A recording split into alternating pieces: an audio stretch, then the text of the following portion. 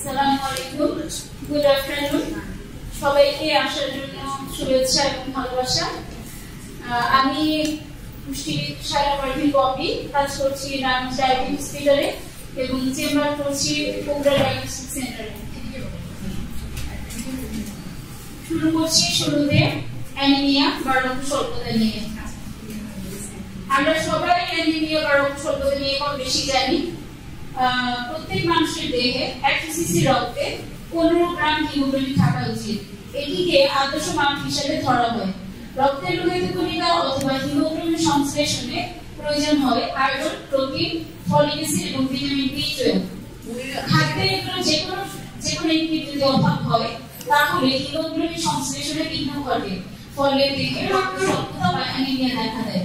সম্প্রতি world health অর্গানাইজেশনের একটা পরিসংখ্যানে দেখা গেছে অ্যানিমিয়াতে আক্রান্তের সংখ্যা গর্ভবতী মায়েদের 50%, গর্ভবতী নয় এমন মেয়েদের 35%, শিশুদের 40% এবং পুরুষদের 18%। অ্যাকর্ডিং টু এনসিভি, পুরুষদের হিমোগ্লোবিনের মাত্রা থাকতে হবে 14 থেকে 18 গ্রাম পার ডেসিলিটার এবং মহিলাদের হিমোগ্লোবিনের মাত্রা রাখতে হবে 12 থেকে 16 গ্রাম পার ডেসিলিটার। এখন আমরা জেনে নিব অ্যানিমিয়ার লক্ষণসমূহ। অ্যানিমিয়া হলে কি কি হয়?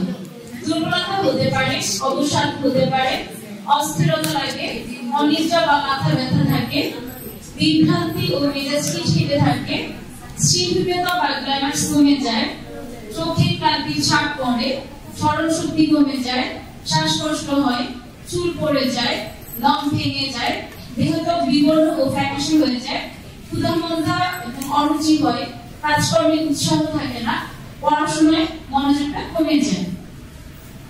অ্যানিমিয়ার কারণগুলো কি কি এখন জানবো। অ্যানিমিয়ার প্রধান কারণ হলো উপযুক্ত খাদ্যের অভাব।